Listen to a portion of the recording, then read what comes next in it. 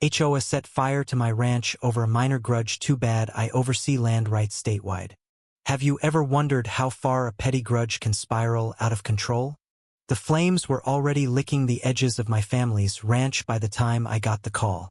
My heart sank as my nephew, breathless and panicked, shouted through the phone, "Uncle Dan, they burned the west pasture. The HOA's behind it. My 200-acre ranch, a legacy my grandfather carved out of Colorado's wild plains, was under siege. For years, the neighboring Crestview Estates HOA had sneered at my cattle, my tractors, and the honest dirt of my life. They called it an eyesore. But arson, that was a new low even for them. The HOA's grudge wasn't new. When Crestview's mini-mansions sprouted up 5 years ago, they expected the countryside to bend to their manicured vision. They'd send letters demanding I beautify my fence, complain about the smell of hay, and even try to fine me for lowering property values. I wasn't part of their HOA, and my ranch predated their gated utopia by decades, so I ignored them. But their president, Karen Whitmore, a self-styled queen with a vendetta, wouldn't let it go. She'd glare from her BMW as she drove past, muttering about land use violations. I thought it was just noise until the fire.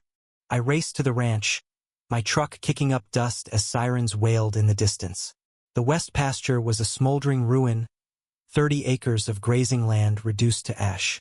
Firefighters battled the blaze, but the damage was done. My nephew, Jake, met me at the gate, his face streaked with soot. "They did it, Dan. I saw their maintenance guy, Rick, out here with a gas can before it started. He ran when he saw me. My blood boiled. Rick was Karen's errand boy, always skulking around, enforcing her whims. But this wasn't just a prunk, it was a felony. I called the sheriff, a friend from my days as a county surveyor. While his deputies scoured the scene, I dug into my files.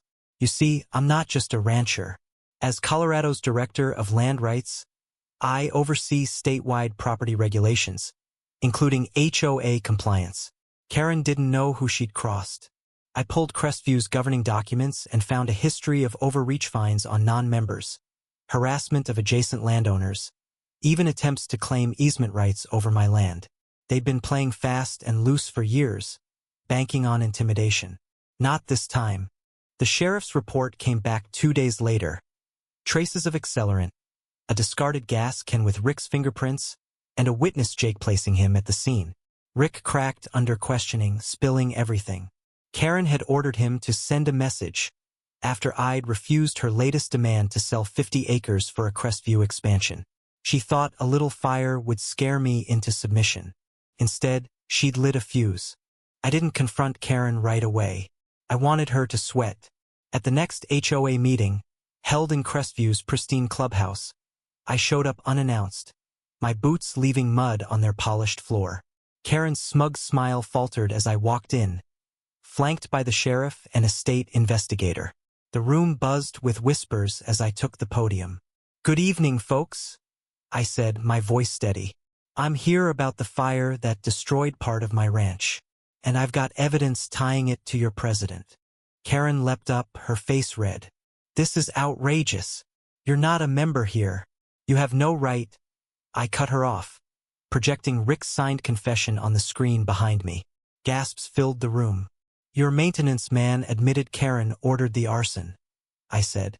"And as Director of Land Rights, I'm launching a full investigation into Crestview's illegal activities." I laid out their violations: harassing non-members, forging easement claims, and now criminal destruction of property. The crowd turned on Karen, their murmurs growing hostile. Then came the twist. A soft-spoken woman in the back stood up, Marla, a retired paralegal who'd lived in Crestview for 3 years. "I've got something to add," she said, her voice trembling but firm. She held up a flash drive.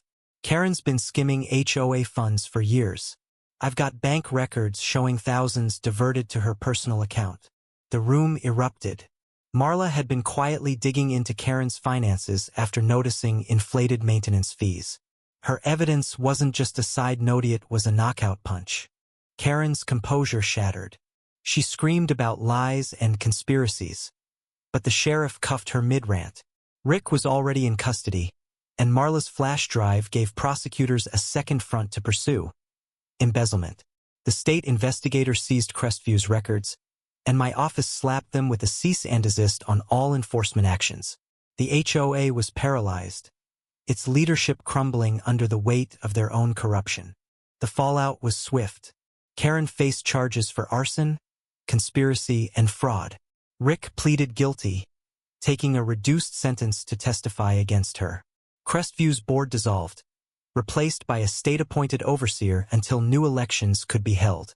My office revoked their authority to impose fines or claim easements, citing years of abuse. The ranch? I rebuilt the pasture with insurance and a grant for fire-damaged agricultural land. Jake, inspired by the fight, enrolled in law school to study property rights.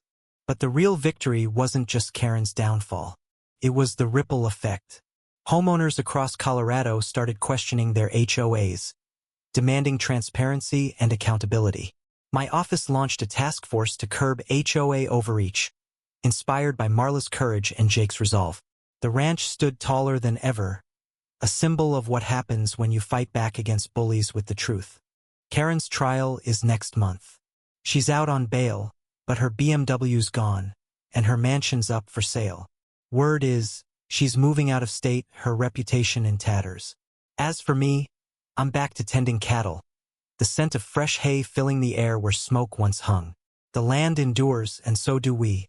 What do you think? Did Karen get what she deserved? Or should HOAs face even stricter oversight? Share your thoughts below.